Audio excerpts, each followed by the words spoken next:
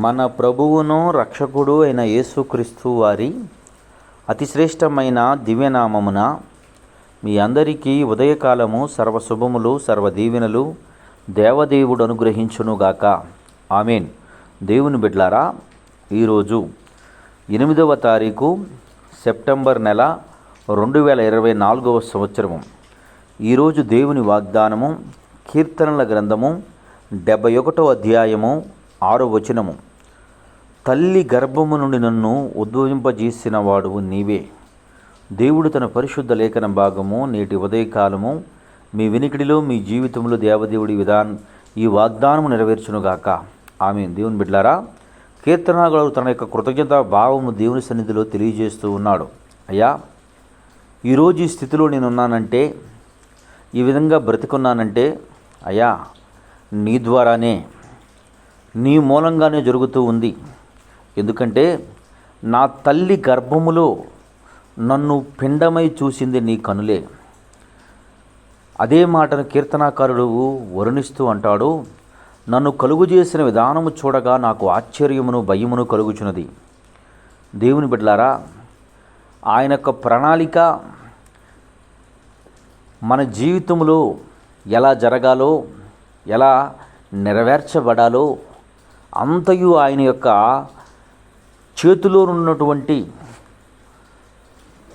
ఆయన యొక్క చేతిలో నిత్యం ఉన్నటువంటి గ్రంథపు చుట్టలో మన గురించి రాయబడి ఉన్నది. ఎందుకంటూ ఉన్నాను అంటే, మనకు ఉన్నతమైన స్థితి, ఉన్నతమైన స్థానము, గొప్ప స్థితిలో ఉంచడానికి ఆయన మనల్ని ఇష్టపడుతూ ఉన్నాడు. మనము అధికులమై ఉండాలని, ఆశీర్వాదకరంగా ఉండాలని, అనేకులకు దీవెనకరంగా ఉండాలని దేవదేవుడు నిన్ను నన్ను సృష్టించున్నాడు.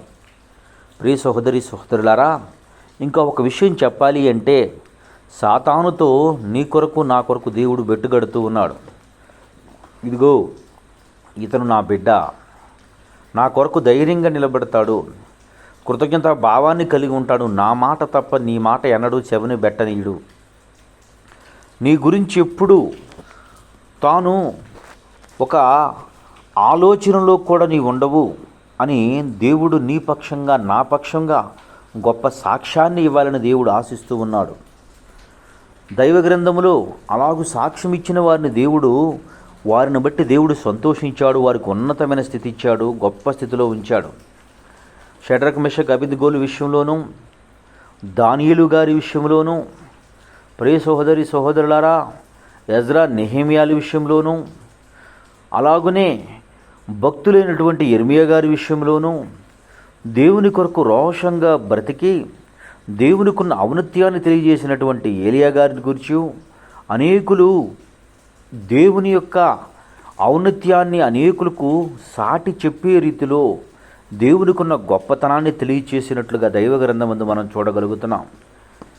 దేవుని బిడ్డలారా, దేవుని కొరకు ఏ వ్యక్తి అయితే బలంగా నిలబడగలడో, గాలి తుఫానులు కోర్చి, కన్నీళ్లు కోర్చి, కష్టాలు కేర్చి, ఇబ్బందులకు ఓర్చి, శ్రమలకు ఓర్చి, ఆయనందు భయభక్తులు కలిగి క్రమశిక్షణతో ఆయనకు లోబడుతూ, ఆయన చిత్తాన్ని నెరవేర్చుతూ, ఆయన ఇష్టానికి మనము సమస్తము సరెండర్ అయిపోయి ఏ వ్యక్తి అయితే బ్రతుకుతాడో ఆ వ్యక్తిని ఉన్నతమైన స్థితిలో దేవుడు నిలబెడతాడు అనటానికి దైవ గ్రంథంలో అనేక మంది భక్తులను సాదృశ్యంగా దేవుడు చూపిస్తూ ఉన్నాడు. కృతజ్ఞత భావంతో దేవుని యందు క్రమశిక్షణ కలిగినటువంటి వ్యక్తులు ఎందరినో, ఎన్నిక లేనటువంటి వారిని, వంశంలో చేరటానికి కూడా అవకాశం లేనటువంటి వారిని వంశంలోకి చేర్చుకున్నట్లుగా దైవ గ్రంథం మనం చూడగలుగుతున్నాం. రాహాబు విషయంలోనూ, అలాగనే రూతమ్మ విషయంలోనూ వీరు అన్యులైనప్పటికీ కూడా దేవుడు వారికి ఉన్నతమైన స్థితి ఇచ్చినట్లుగా దైవ గ్రంథమందు మనం చూడగలుగుతున్నాం. దేవుని బిడ్డలారా, దేవుని కొరకు రోషంగా నిలబడినటువంటి, దాసీగా వెళ్ళినటువంటి ఎస్తేరమును రాణిగా చేసినట్లుగా కూడా దైవ గ్రంథమందు మనము చూడగలుగుతున్నాం.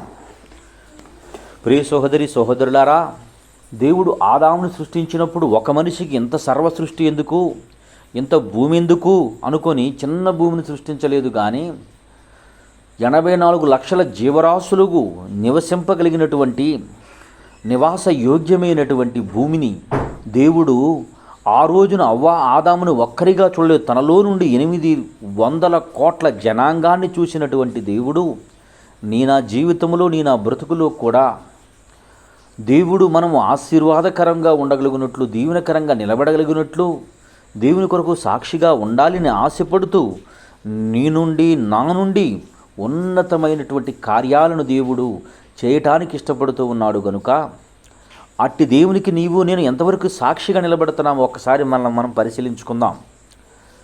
ప్రియ సహోదరి సహోదరుల, కీర్తనాకారుడు, అయ్యా నేను ఈ స్థితిలో ఉన్నానంటే కారణం నీవే, నన్ను నిలబెట్టినవాడు నీవే, నాకు జీవం పోసినవాడు నీవే, నాకు ప్రాణం ఇచ్చినవాడు నీవే, నన్ను రక్షిస్తున్నవాడు నీవేనని ధైర్యంగా సాక్ష్యం చెప్పినట్లు ప్రియ సహోదరి సహోదరులారా, మన అందరము కూడా ఆయనకు సాక్షిగా బ్రతికి ఆయనిచ్చు ప్రతి ఆశీర్వాదానికి వారసులగినట్లు దేవుడు మనలందరినీ ఆయన కృపలో నిలుపునుగాక. ఆమె. తండ్రి నీకు వందనాలయ్యా. కీర్తనాకారుడు అంటున్నాడు, తల్లి గర్భమునందు నన్ను ఉద్భజింపజేసినవాడు నీవే ప్రభు అన్నట్లు మా జీవితంలో కూడా అట్టి కృతజ్ఞతా భావాన్ని కలిగి నీకు లోబడి బ్రతికే కృప దయచేసి నడిపించమని యేసయ్య నామం పేరట ప్రార్థన చేయుచున్నాను మా పరమ తండ్రి. ఆమేన్. తండ్రి అయిన దేవుని ప్రేమయు, కుమారుడైన యేసుక్రీస్తు వారి కృపయు, పరిశుద్ధాత్మ తండ్రి అన్యోన్య సహవాసం ఇప్పుడును ఎల్లప్పుడూ సదాకాలం తోడేండి అమ్మడిచి నడిపించును గాక. ఆమేన్. God bless you. దేవదేవుడు మిమ్ము దీవించి ఆస్వాదించును గాక. ఆమేన్.